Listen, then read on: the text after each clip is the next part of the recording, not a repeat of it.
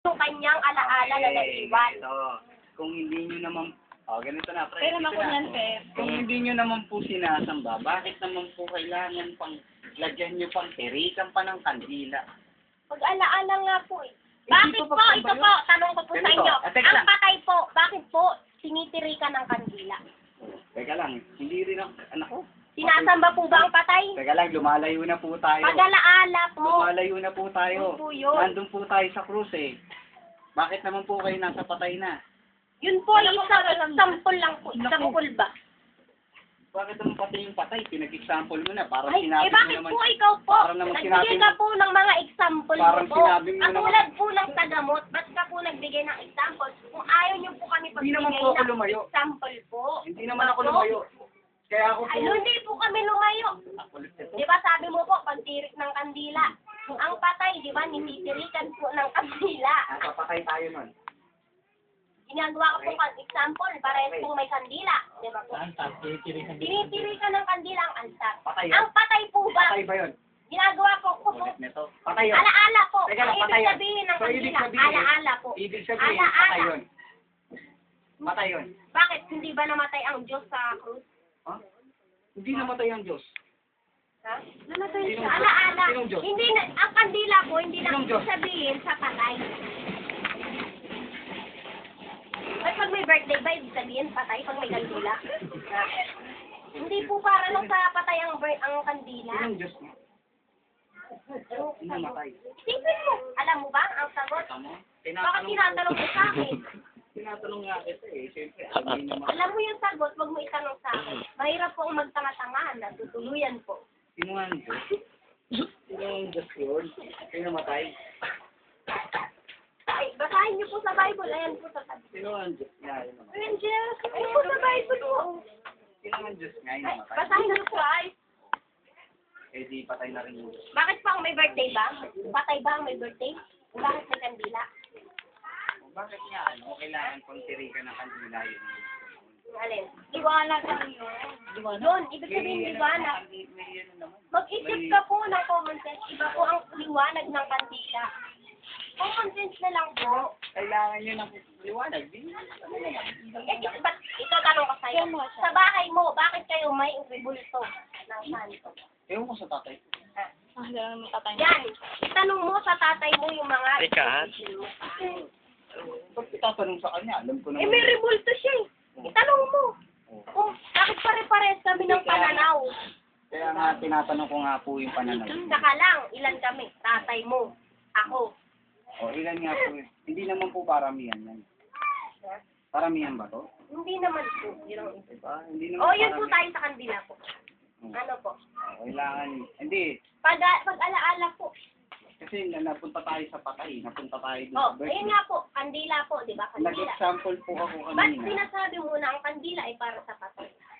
Ini-example lang niya yun. Bakit Diba? may bakit pag Bakit po patay? pag Pag may birthday ba, patay, may may kandila. kandila. Ibig sabihin ba may patay po ba? Liwanag naman eh. yun. Di ba po? Hindi niya mabigay sa'yo ng liwanag. May iba-iba po tayong explanation dyan sa kandila eh. May iba po tayong ibibig sabihin eh, di ba? Lahat may simbolo. Katulad ng Oo. patawa, Ang layo na. simbolo po. Ang layo na. Andun tayo sa krus. Biglang pumunta sa kandila. Example lang po. Ang labo Example. naman eh. Kumbaga po, pag-alaala. Ayoko na. Kasi kandila, napunta sa krus.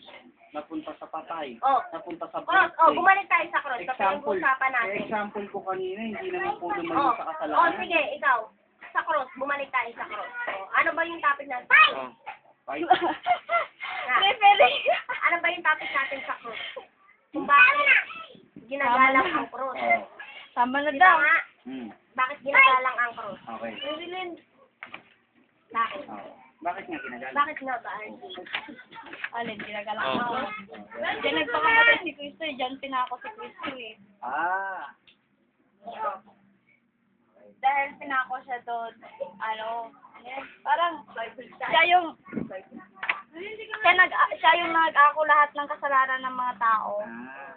Oh, Parang Ganun pala yun. Ito. Para sabihin ko sa inyo, sa krus natin, kung sa panahon natin, para kung sila electric. Diyan po pinapatay yung masasama. hindi ko naman narinig yan. Hindi Hindi ko nyo narinig yan. narinig. babasahin ko sa inyo na. Masasamang tao, katulad Hindi niya ko ng nag-ano magnanakaw, yan. di Sino ba? nagsulat yan?